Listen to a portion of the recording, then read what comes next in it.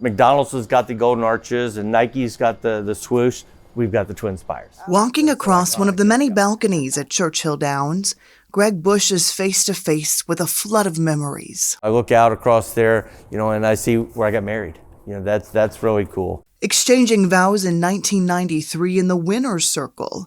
An easy choice, he said. Where else would I get married? With all the connections I had here, the love of this place. She did shoot me down when I said we should come up on horseback. She wasn't going for that one, though.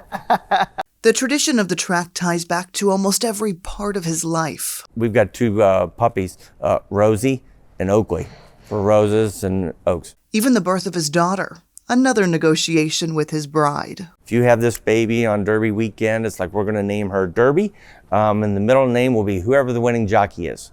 And it was a chuckle, laugh. And she said, well, how about Derby? I said, oh. And we like that. I-do's, dogs, and a daughter all traced back here, his home away from home, as early as high school. When I was in high school, I thought that I wanted to be a jockey. And so I did work in the stable area with the horses, but that was short-lived.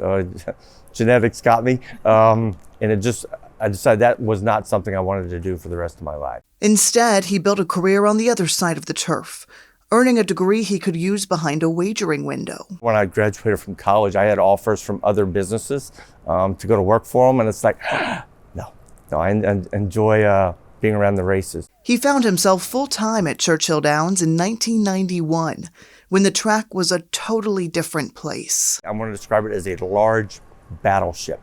It was just a big white building. It had all the emergency staircases on the outside of it. And again, it was an older looking building. Since then, the racetrack has reinvented itself, time and time again, something that has come with challenges at times. He remembers Derby 130 in 2004. This building did not exist. We ran the Derby. It was the demolition Derby. There was no clubhouse building here. So all of these seats that were going to long-term be built, and the seats that had been here before we tore it down, got moved to the infield. We built a 4-acre tent in the infield, which you could tell it was a tent if you looked up. It had hard walls, all the amenities that you had in this building, but it was out in the infield. That was the year that we had a torrential downpour as the race ran.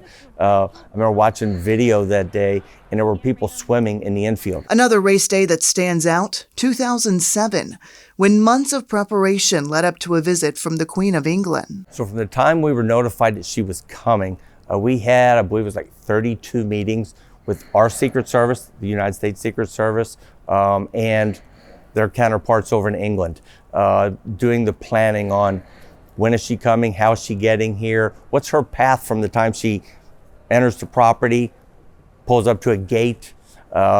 I remember the first meeting, we were standing out in the parking lot where she was going to come in, and they asked where that manhole cover went to. They were afraid, there's some ninja was going to come out and do something dastardly. Churchill staff, known for a focus on hospitality, went above and beyond to make Derby Day one the Queen would never forget. Our chef at the time with Levy's, he actually created a special blend of tea because she enjoyed her afternoon tea every day, so she could have her own Derby tea while she was here. He calls that year a high.